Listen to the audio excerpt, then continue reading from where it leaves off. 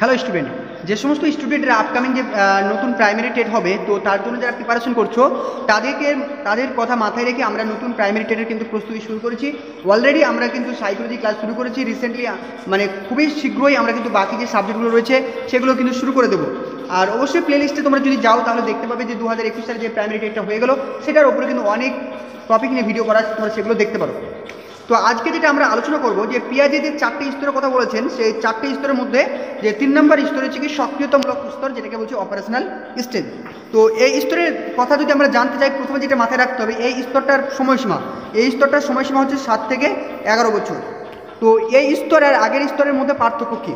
দেখো, প্রথমে আমরা জানলাম কি সংবেদন সঞ্চালনমূলক স্তর, তারপরে আমরা জানলাম পাক সক্রিয়তামূলক স্তর, তারপর হচ্ছে সক্রিয়তামূলক স্তর। তাহলে পাক সক্রিয়তামূলক স্তর এবং সক্রিয়তামূলক স্তরের মধ্যে পার্থক্য কী? তো পাক সক্রিয়তামূলক স্তরের ক্ষেত্রে অনেক রকমের কি ছিল, সীমাবদ্ধতা ছিল। অর্থাৎ একটা শিশু কিন্তু সামগ্রিকভাবে কখনোই সে বস্তু সম্পর্কে ধারণা করতে পারেনি, কিন্তু এই সক্রিয়তামূলক স্তরে এসে ওই শিশু কিন্তু সামগ্রিকভাবে অংশগ্রহণ করতে পারবে বা সামগ্রিকভাবে চিন্তা ধারণা করতে পারবে। পাক সক্রিয়তামূলক স্তরের ক্ষেত্রে একটা শিশু কী করতে পারবে, সামনাসামনি কোনো একটা জিনিসকে দেখে আইডেন্টিফাই করতে পারবে বা একই দিকে তার অভিজ্ঞতা অর্জন করতে পারবে। যেমন আমি এর আগে বলেছিলাম যে 2 + 2 = 4, সে কী করতে পারছে, একই রকমভাবে কিন্তু মানে তার যে ধারণা বা জ্ঞান অর্জন করতে পারছে, কিন্তু সে কখনো রিভার্স বা বিপরীত ধারণা কিন্তু কখনো সে অর্জন করতে পারবে না।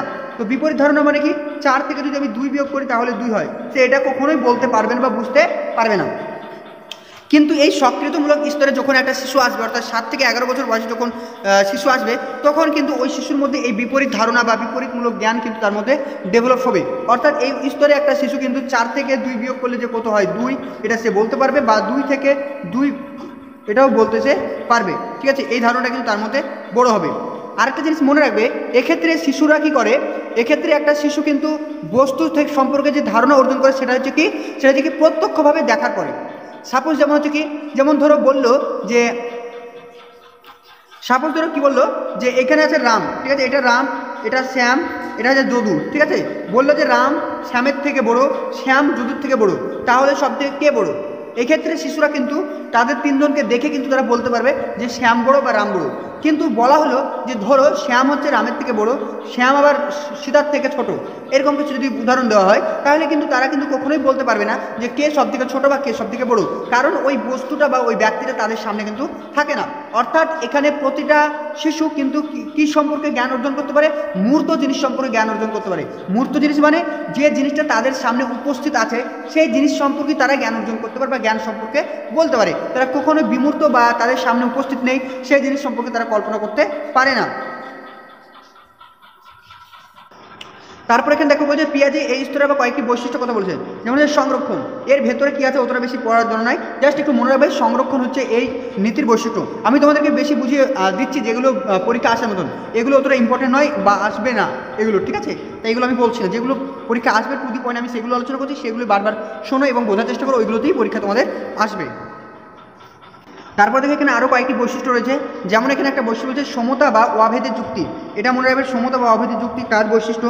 তারপর যে বিপরীতমুখিতার যুক্তি, এটাও মনে রাখবে, পূরণের যুক্তি। এগুলো একটু জাস্ট এই যে পয়েন্টগুলো শুধু মনে রাখো, এর ভেতরে ডিটেলসটা কিন্তু তোমাদের পরীক্ষার জন্য এতটা ইম্পর্টেন্ট নয়। তো তারপরে এখানে দেখো বলছে সক্রিয়তামূলক স্তরে শিক্ষাগত তাৎপর্য। তেমনভাবে পরীক্ষার প্রশ্ন আসার মতো কিছু নেই। অর্থাৎ কি সক্রিয়তামূলক কি, এখানে শিক্ষামূলক কি, শিক্ষাক্ষেত্রে এর তাৎপর্য কী? তাৎপর্য এটাই যে একটা শিশুকে সবসময় কী করতে হবে, তার মানে কোনো একটা বস্তুকে অবজেক্টকে তার সামনে এসে শিক্ষা দিতে হবে। যেমন আমি ধরো কোনো পাহাড়ি এলাকার মানুষের জীবন কাহিনী পড়াচ্ছি, তখন তোমাকে কী করতে হবে, একটা এলটিএম বানাতে হবে, যে পাহাড় পর্বতের ছবি আঁকতে হবে, সেখানে তাঁবুতে করে অনেক মানুষ বসবাস করে, তাদের ছবি আঁকালে শিশুরা সেই জিনিসটা ভালোভাবে বুঝতে পারবে। এটাই হচ্ছে শিক্ষাগত তাৎপর্য, ঠিক আছে। এখান থেকে পরীক্ষা প্রশ্ন আসার মতো তেমন কিছু নেই। এবার আমরা আলোচনা করবো যৌক্তিক সক্রিয়তার স্তর, যেটা বলছে ফর্মাল অপারেশন পিরিয়ড। তারপর যে এই যে স্তরটা, এই স্তরটা একটা মানব জীবনে বা একটা শিশু জীবনে কিন্তু খুবই ভাইটাল একটা স্তর। তো এই স্তরে যে সময়সীমা সেটা দেখো 12 থেকে 15 বছর, ঠিক আছে। এটা 12 থেকে 15 বছর পর্যন্ত শুরু হয়, ঠিক আছে, শুরু হয়। তো এখানে আমরা দেখবো এই স্তরটায় যখন একটা শিশু আসে তখন কিন্তু কী করে, যে কোনো জিনিসকে সে কী করে যুক্তি সহকারে কিন্তু বিশ্লেষণ করতে পারে, বা যে কোনো জিনিসকে জানার আগে বা যে কোনো জিনিসকে গ্রহণ করার আগে সেই জিনিসটাকে যুক্তি দিয়ে সে বোঝার চেষ্টা করে। আরেকটা জিনিস মনে রাখবে, যে কোনো বিষয় সম্পর্কে সে সিদ্ধান্ত নিতে পারে এই স্তরে সে, বা যে কোনো প্রবলেম বা যে কোনো সমস্যার সমাধানে সে কিন্তু স্বাচ্ছন্দ্য বোধ করে, বা যে কোনো বিষয় সম্পর্কে সে কী করতে পারে, অনুমান করতে পারে। সে অনুমান করার মাধ্যমে সে কিন্তু একটা সত্যতা যাচাই করতে পারে। অর্থাৎ এই যে সময়সীমাটা একটা শিশুর জীবনে কিন্তু খুবই গুরুত্বপূর্ণ কিন্তু ভূমিকা পালন করে থাকে। তো এইগুলো থেকে যতটা প্রশ্ন আসে না পরীক্ষায়, ঠিক আছে, আমি তোমাদের যেগুলো আসে সেগুলো বলে দিচ্ছি। তো দেখো যৌক্তিক সক্রিয়তা স্তরের বৈশিষ্ট্যগুলো কী কী বলছে দেখো। সেই প্রথম বৈশিষ্ট্য সেটাই বলছি যেটা আমি বললাম, যে এই বয়সে বা এই সময়কালে একটা শিশু কী করতে পারে, বাস্তব থেকে সম্ভাবনাকে কী করতে পারে, পৃথক করতে পারে। অর্থাৎ যে কোনো বিষয়কে তারা কী করতে পারে, বিশ্লেষণ করতে পারে যুক্তি সহকারে। এটাই প্রথম বৈশিষ্ট্য কিন্তু বলা হয়েছে। তারপরে দেখো এখানে কি বলছে, এই যে বয়সটা, অর্থাৎ এই বয়সটা কি, এটা হচ্ছে বয়স সন্ধিকালের বয়স। এই বয়সে শিশুদের মধ্যে কৌতূহল প্রবল পরিমাণে জেগে থাকে। অর্থাৎ যে কোনো সমস্যা তারা সমাধান করার জন্য বা যে কোনো সমস্যার মুখোপেক্ষী হওয়ার জন্য তারা কিন্তু আগ্রহী থাকে। অর্থাৎ কোনো সমস্যা যদি তাদের সামনে এসে পড়ে, তাহলে ওই শিশুটা বা ওই ছাত্রটা কী করে, যে কোনো সোর্স থেকে তারা কী করে, তথ্য কালেক্ট করে ওই সমস্যার সমাধান করার চেষ্টা করে। তাই পিয়াজে এই যে তাদের যে ক্ষমতা বা তাদের যে প্রবণতা, সেই প্রবণতাকে কী বলছে, ডিডাকটিভ থিঙ্কিং। তাকে কি বলছে, ডিডাকটিভ থিঙ্কিং। তাহলে ডিডাকটিভ থিঙ্কিংয়ের প্রবক্তাকে এটা হচ্ছে কি, পিয়াজে। এই কথাটা কিন্তু মনে রাখবে, এটা কিন্তু পরীক্ষায় দিতে পারে। তারপরে দেখো এখানে বলা হয়েছে পরিষ্কারভাবে, একটা ইম্পর্টেন্ট লাইন আছে, যে পিয়াজে যে তার তথ্যটা দিয়েছে সেই তথ্যটা কিসের উপরে নির্ভর করে রয়েছে, বা পিয়াজের তথ্যটা কী কী বিষয়কে আরোপ করে। তো এখানে বলা হয়েছে ভাষার উপরে, সেই ভাষার উপর গুরুত্বপূর্ণ পড়েছে। এটা কিন্তু 2014 সালে পরীক্ষা হয়েছিল, যে ক্যান্সেল পেপারটা হয়ে গেছিলো, সেখানে কিন্তু এই প্রশ্নটা এসেছিল, যে পিয়াজে তার তথ্যটি কিসের উপর গুরুত্বপূর্ণ নয়, এরকম একটা প্রশ্ন দিয়েছিল। তো দেখো পিয়াজে কিন্তু যে তার তথ্যটা, সেটা কিন্তু ভাষার উপরে রয়েছে, ধারণা গঠনের উপর রয়েছে, মূর্ত অভিজ্ঞতাসমূহ বাচনিক এবং সাংকেতিক উপায় রূপান্তরের ওপরে এবং যুক্তিভিত্তিক মূল্যায়নের ওপর কিন্তু রয়েছে।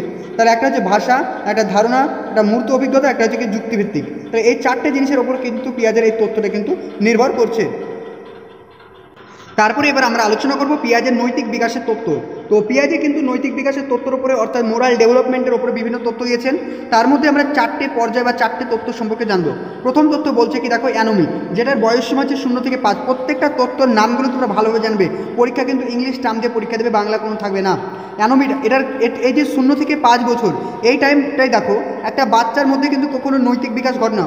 অর্থাৎ বাচ্চাটা কোনটা ভালো বা কোনটা মন্দ কিন্তু সে কোনোটাই জানে না। এক্ষেত্রে সে সেটাই ভালো মনে করে যেটাতে সে আনন্দ পায়, আর সেটাই সে খারাপ মনে করে যেটা সে কষ্ট পায়। তার মধ্যে এই সেন্সটা থাকে যে যেটা আমাকে কষ্ট দিচ্ছে সেটা খারাপ, যেটা থেকে আমি আনন্দ পাচ্ছি সেটা ভালো। তার মধ্যে তাছাড়া কোনোরকম ভালো মন্দের খারাপ মানে বোঝার ক্ষমতা তার মধ্যে কিন্তু থাকে না।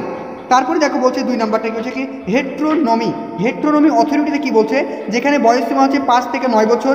এই স্তরটায় কী হয়, একটা শিশুটা অনেকটাই বড় হয়ে যায়, অর্থাৎ তারা কিন্তু স্কুলে পড়ার মতো বয়স হয়ে যায়। এক্ষেত্রে ওই শিশুটাকে নিয়ন্ত্রণ করে কে, তার বাড়ির গার্জেন বা তার বাবা মা হতে পারে, বা কোনো একটা বয়স্ক ব্যক্তি তাকে নিয়ন্ত্রণ করে। কিসের মাধ্যমে, তাকে শাস্তি দেওয়ার মাধ্যমে। যেমন দেখো, তো বিকালবেলায় বাচ্চারা কী করে, পড়াশোনা করে না, বা সন্ধ্যাবেলায় তারা পড়াশোনা করে না। এক্ষেত্রে তার বাবা মা কী বলে, যদি পড়তে না বসিস তাহলে তোকে সেই মার দিব।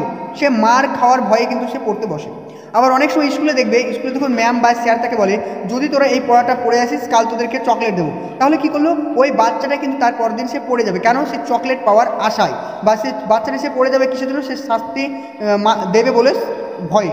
ঠিক আছে, এটা হচ্ছে তার পার্থক্য। তারপরে চলে আসছি হেট্রোনমি রিসিপ্রোসিটি।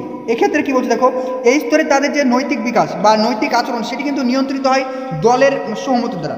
সাপোজ ধরো ক্রিকেট খেলছো, তো এই বয়সে কী হয়, 9 থেকে 13 বছর বয়সে বাচ্চারা খেলাধুলা পছন্দ করে। তো খেলাধুলাতে অনেক গ্রুপ বা দলের প্রয়োজন। সেক্ষেত্রে দেখবে দলের বাকিদের সদস্যরা যেটা বলবে তাকে কিন্তু সেটাই করতে হয়। সেক্ষেত্রে তাদের যে নৈতিক বিকাশ বা নৈতিক আচরণ সেটা কিন্তু নিয়ন্ত্রিত হয় দলের সহমত দ্বারা। তারপর যেটা সব থেকে লাস্ট রয়েছে 13 থেকে 18 বছর, কি অটোনমি। সেখানে কি হচ্ছে দেখো, এখানে কিন্তু তার নৈতিক আচরণ বা নৈতিক বিকাশ সেটা নিয়ন্ত্রিত হচ্ছে তার ন্যায় বিচার বা তার বিবেক বা তার যুক্তি দ্বারা। ঠিক আছে, এগুলো তারা কিন্তু তার যে নৈতিক বিকাশ সেটা কিন্তু ত্বরান্বিত হচ্ছে। ঠিক আছে, এই হলো চারটে তোমার তথ্য যেটা কিন্তু পিয়াজে বলেছেন। এটা খুব ইম্পর্টেন্ট, তোমরা একটু পড়ে নেবে। তো আজকে আমরা পিয়াজে কমপ্লিট করে দিলাম, কালকে আমরা কোহলবার্গ শুরু করব। তো 3টে ভিডিওতে আমরা কিন্তু পিয়াজের তথ্যটা পুরো কমপ্লিট করে নিয়েছি। এইটুকু করলে কিন্তু তোমরা পরীক্ষায় কমন পেয়ে যাবে। কালকে আমরা আলোচনা করব কোহলবার্গ সম্পর্কে। তো অবশ্যই তোমরা যারা নতুন প্রিপারেশন শুরু করছো তারা অবশ্যই চ্যানেলটিকে সাবস্ক্রাইব করবে এবং পাশে থাকা বেল আইকনটা অবশ্যই ক্লিক করবে। Thank you.